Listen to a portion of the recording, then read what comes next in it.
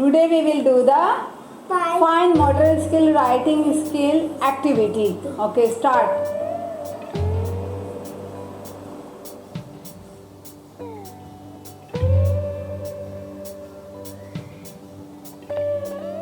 Good.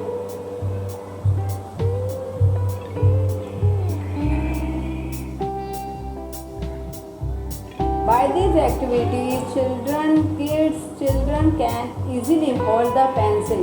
It's a pre-writing skill activity. You have to do this activity at home. Make any box and take any round shape things, anything, put it one by one.